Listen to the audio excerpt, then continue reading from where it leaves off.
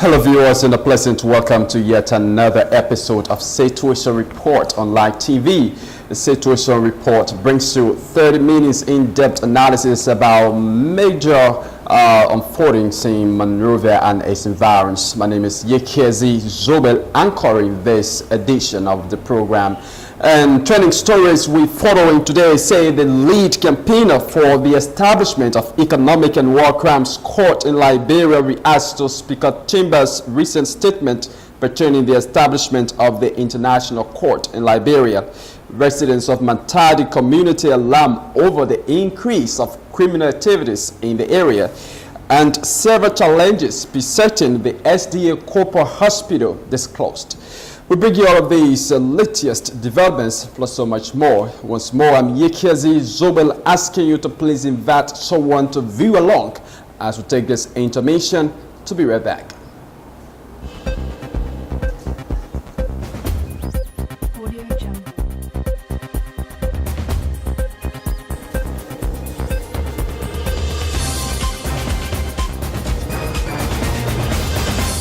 A pleasant welcome back from that breather.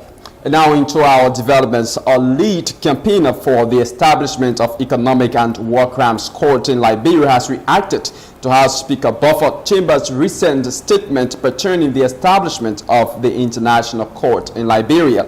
Speaker Chambers, in a statement, recently said that the government was not focused on retributive justice, but rather infrastructural development and empowering its citizens. The Speaker's statement comes immediately after the campaigners for the establishment of Economic and War Crimes Court in Liberia submitted their petition to the legislature. But according to Franklin Wisse, the Speaker's statement is a clever attempt to undermine the establishment of the International Court in Liberia. We reassembled.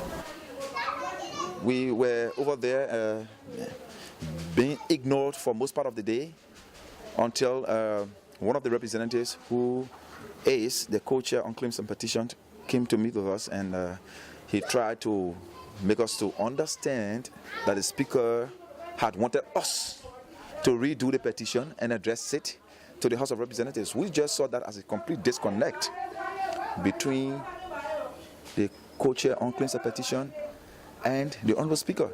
Because how could the Speaker tell us to redo, and we did just in a matter of a day, and then he will be saying again, we need to redo again. So we told him, no, we're not going to redo any petition. We've done the petition, we submitted the petition, and we submitted a copy of the petition to the Senate. We also wrote the office of the President of the Republic of Liberia, His Excellency, Ambassador George M. Weah, and copied him with the petition. So we just saw that as a form of, a chicanery, or maybe a clever attempt to discourage our efforts. And we said we were not going to leave until we heard from them. So we stayed over there from in the morning till somewhere between 2, 3, and you can imagine how exhaustive that really was. Yeah. Later on, when they saw that we were really bent on staying there, they hadn't any choice but to come and hear us out. So it was at that point they told us that they had received the petition, and they were going to present the matter on the floor in plenary in the next sitting. So we also heard from some of our colleagues who were at the Capitol that on that very next session day, the issue of the petition was placed on the floor. Okay. And it was discussed, and we were told it was sent to a committee room, and they asked the committee to report in a month's time. So we were just really cool with that. At least the issue of the petition was being taken into account, and it was being discussed. So obviously it tells you that we made a significant gain by drawing the attention. This is the first time, that such a matter was placed on the floor at the legislature. So it was a huge achievement. Well, Mr. Wisse speaking for the updated situation report on the status of their petition that was submitted on May 10th this year at the legislature. I'm waiting to hear from the committee room. I heard the speaker on one other occasion after we had, submitted and the matter was placed on the floor and then sent to committee room. I heard the speaker at one occasion saying, that this country, this government is focused on development, empowering its citizens, connecting roads, and we are not looking at retributive, justice as an option, and we are opting for, restorative justice. Those were his direct words, that retributive justice will leave pains, will leave, hard feelings, and the restorative justice, is something that will result in a palaver, hot discussion and whatever, and that is what the government will really, opt for. I thought that was a clever attempt to undermine our efforts. The speaker is the Speaker of the House of Representatives, and if he speaks in that manner, it creates the impression that he is influencing the committee. You need to understand that the committee has got to do its work and report to plenary. And as a body, they will take a decision. It is that decision that the speaker is, supposed to relay to the public. The speaker, as you have been following, legislative proceedings, doesn't so easily even cast a vote. He only does so when there is a tie. So, for the speaker to even be saying now, once this matter is in committee room, that this government, we opt for restorative justice and not retributive justice, I think the speaker is attempting to undermine the process. Well, residents of Matadi community in Sinkol have alarmed over the increase of criminal activities in that area. Some of the residents speaking to Situation Report attributed the high criminal rate in the community and the country at large to economic hardship, while others blamed it on the excessive intake of drugs by Liberians, mainly youngsters. Yeah, taking it on. I tell God thank you to ask me the question. To my place there, the area living, the road there is too much. Every day road there can see my team go in the go where they go all the places. Not get no solution. They smoke the children, the raw. They smoke the people bring in the Liberia. That make it the children crazy, the children stay. Where you smoke, you want to eat. You not get food. They ready here. How you eat? That thing the children can go see. That thing the children can see. They scary. Yeah. They draw, the people take it. And one draw, you take it. And if $5 you wear, $10 you wear. You not get it. You see somebody something, you go see it, so you eat. But the thing I see inside, everything, they were not planted in the Liberia. We not get people come, all the young boys that start working. They finish, they cool down. No job. We are all there, we supposed to eat. No job. I think the young boy there can stay. No job. Okay, let's retrospect. Some people said before when they didn't allow the boys to run by motorbikes, they were forced to do armed robbery or other sorts of things. But now we see a lot of motorbikes around. But yesterday, there's an increase in activity like armed robbery. For instance, you see two motorbike guys on the street of Monrovia, I have seen. They will slow down and act like they're coming close to the and check the bag and be gone. Some will take you in the car and squish you up, other people call it passenger 57, squish you up, get everything from you and put you down. Yeah, some will take you on the highway and then harass you. We have heard all of that, but I have not experienced anything like that. What do you think is the cause of that? Number one, we say economic hardship. and educational lack. We lack education in this country a lot. We may say other people going to school, but even though the great University of Liberia, I sometimes lecture there's one on health issue there. The understanding of the guys are very limited when you weigh per college student. For instance, tell a college student, my violence is not good. He said, oh, when somebody hit me, I will hit you back. I said, no. When somebody do something like that, like for instance, a man make accident, you see everybody rushing on him. This is a topic I always brought into for discussion. So a lack of education and maybe economic hardship. The cause of armed robbery in Liberia this year because we had during Charles Taylor time, the beginning part early 2010, when you got about 2005 election to 2011 election, we now experience too much difficulty. But this time around, difficulty is too much in the country.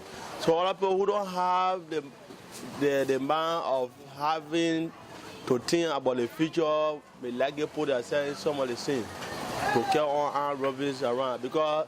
You can't tell me say a man who have family spend the whole day without getting daily bread to eat, become a problem. And when the person don't have the patient, it will make you to do all the things, get to have money. While you see armed robbery will be around. So the only thing that may likely stop armed robberies around now until government and also other private people should provide jobs for the youth or make the youth to earn their own money and not just for the work. You should be working and the labor force should be there to help people because you can't tell me say man will be working more and but you can get their pay on time or sometimes the person will work for 2 to 3, 4, 5 hours, then other people making them to work for almost 6 to 7 hours without no good benefit. So that's some of the problems that for me, for my own video, that's some of the problems that created more armed robbery and more criminal rate now in Liberia. Well, those were residents of Matadi community in Sinko alarming the increase of criminal activities in that area. The 7-day Adventist Hospital on 12th Street, Sinko, seems to be beset with numerous challenges that have slowed down its effective operations over the years. Jonathan Kopo is the administrator of the hospital and he tells Situation Report more about some of those challenges. I came over the hospital not at the best of time. I met 3 proposals on the table. They wanted us to downsize the hospital and relocate to the eye center, which is a smaller unit, and that we should cut down staff by 50% and pay all those who had cell-loan tenure. And finally, to cut down patient meal, have patient relatives bring food for them while they're in admission. I found out that those 3 proposals weren't the best thing for the hospital. The main reason behind the cut down is because of operation cost. And what I did was to kind of review the income and expenditure statement from the hospital for 3 years, and I was able to locate where we can cut down costs and still operate the hospital where we are. I saw that we are paying $7,000 per month on generator fuel to maintain 2 generators day and night that were not giving us sufficient power and were interrupting our system. In fact, the generator destroyed our X-ray machine and our ultrasound and our major lab equipment are damaged. And I also saw that the hospital has been spending a lot of money on drugs. We were spending like $10,000 to $12,000 per month on drugs because we didn't have trained pharmacists in the hospital, and they were just buying drugs that had 3 months to expire. And the only way you can have this to work is if you can have a drugs that are like 1 year or 2 years expiration date. But those drugs that were purchased by the hospital were expiring 2 to 3 months, and they were not fast-moving drugs. As a result, the hospital was losing and not getting the money back. And finally, I saw that cutting down patient meal, asking families to bring a meal for their patients in the hospital wasn't the right thing to do. Some of our patients are suffering from diabetes, and others are suffering from chronic hypertension, and they need special meals, special diets. They can't live on the home food and still recover from their illnesses while in the hospital. So I decided to ask the board chairman for 6 months to see how I can find options to turn the hospital around. Besides that, the hospital does not have running water. It does not have, the physical appearance of the hospital is not ideal, inside and outside. We have to repair the hospital internally, provide those services that are attractive to the customers, and making sure that our services are up to standard. But I saw that the hospital was not operating up to standard. One thing I saw in the hospital was the patient wait time was extremely long. There were people who came here at 6 a.m., 7 a.m., and they were here like 4, 5 p.m. before they leave the hospital. The problem here is that the Liberian people don't come to hospital unless they are really sick. And I talked to the doctor to treat them like if it was an emergency. They don't have to come in wheelchairs. They don't have to come in ambulance or stretchers to treat them as emergency. But the fact that they stay home under the gas, they will treat all of them as emergency. Well, according to Mr. Cooper, key amongst those challenges is electricity. In complaint that the hospital spends a lot of its resources on purchasing fuel for its generator. He meanwhile said several efforts to have the medical facility connected to the Liberia Electricity Corporation has failed. Most of our equipment was damaged due to the electricity not being constant. Most of our equipment prefer working in cool environment and constant electricity. And we are working on that through LEC, the Liberia Electricity Corporation. I applied for electricity from the LEC in February, on the 8th of February up to today. Today is the 1st of June. They have not provided us electricity yet. And this is where we have major problems. We can't replace our X-ray machine. We can't replace our ultrasound machine because the electricity here is not constant. And major goal is to provide solar power for the hospital. So we have LEC at night and the solar power during the day so that we have 24-hour power to run our system in the hospital. Besides, we really want to go with clean energy. The generator is giving a lot of pollution in the neighborhood, and we are a hospital. We can't pollute the environment. We want to use clean energy to give clean environment and also to cut down the noise in the community. Noise-free. That's the administrator of the SDA Corporal Hospital on 12th Street, Cinco, there disclosing several challenges the hospital is faced with, and amongst those challenges is the provision of electricity by the Liberia Electricity Corporation, something that they have tried, to do, but all of their efforts are yet to yield fruit. Well, if you just joined us, it's a reminder that you view in Situation Report on Live TV. It's 30 minutes in-depth analysis about all of the major current issues about Monrovia and its virus. I'm Yekiazi Zobel, your anchor, and major stories following this evening say a lead campaigner for the establishment of Economic and War Crimes Court in Liberia reacts to Speaker Chambers' recent statement pertaining the establishment of the International Court in Liberia. Residents of Matadi community are alarmed over the increase of criminal activities in that community, and several challenges besetting the SDA Corporal Hospital disclosed. At this juncture, I would like to take a break to be right back with the rest of our developments.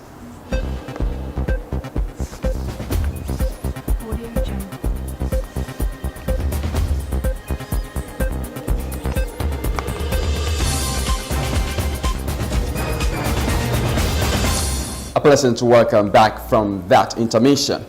An organization on the banner Peace Toward the World movement has cautioned Liberians against the commission of all forms of violence. The head of the organization, Tim Jackson Doe, speaking to Situation Report, also called on well-meaning Liberians and citizens across the world to help support his organization financially in order to enable it in enacting the public against violence. That violence is not good. Stop beating on your women or your wife or your girlfriend. Stop raping 6-year-old child. Stop raping 7-month-old baby. And stop the mob justice. Why will Liberian want to fight or kill somebody because of football? Or Messi can play more than Ronaldo and you get angry and you start stopping your friend. That's bad. Why will you hear this? Oh, roll. You step out there, you don't investigate the person, you start beating on the person and kill the person. Why would you want to do that? We're not fighting one no more. I saw this. That's the reason why I'm trying to beg my people. I'm appealing to Liberians. I'm appealing to Liberians. We can both stop the way. We can do it. And I know, with all the support of my boys with me, we'll find means to talk to our people one by one, every day, every time, and every time. This is our country, right? We got law and order here. We got law and order. Only the government can execute anybody that does wrong. Only the government. Only the police can make arrest of any rogue, of any criminal, to deal with them. I know they might rob you. Maybe they robbed you, right?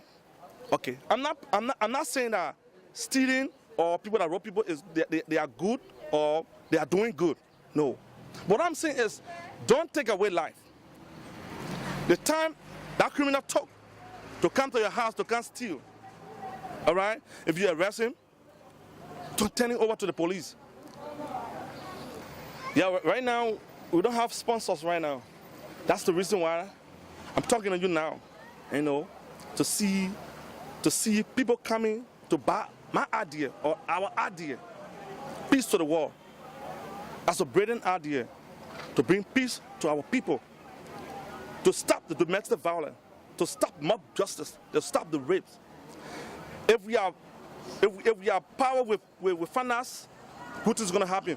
Because I want to be coming to your station every weekend to come on the TV to talk to the entire country, to everybody to see me and to listen to me, that I may have the space to talk to them and to appeal to them to stop all these things that are going on. But for now, we don't have finance right now. We are doing this from our own pocket. Everything I'm doing right now is from my pocket. You know, but I know in the future, government official, maybe the president's wife, maybe Donald Trump's daughter, you know, they may try to help. But you know, it just needs talk. It just needs communication. That's all. So what are your prospects for this organization maybe in the next 3 to 4 years?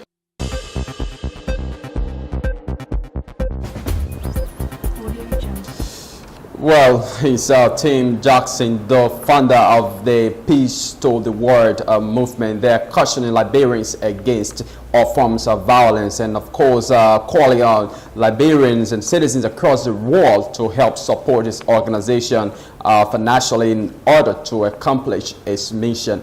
Well, that's all the time we have for you on this episode of Situation Report on Live TV. But before leaving you, let's recap major stories we've been following. A lead campaigner for the establishment of Economic and War Crimes Court in Liberia reacts to Speaker Chambers' recent statement pertaining the establishment of Economic and War Crimes Court in Liberia. Residents of Matadi community are alarmed over the increase of criminal activities in that community. And of course, several challenges besetting the SDA Cooper Hospital disclosed. Many thanks for your viewing role, and thanks to all of our reporters, editors, cameramen, and of course all those who helped in making this package of Situation Report a success. On behalf of the entire production team here, my name is Yekezi Zobel, and for more news and information on Live TV, you can log on to www.livetvonline.com, or better still, find us on YouTube at Large Communications Investment. Once more, I'm Yekezi Zobel, bidding you farewell.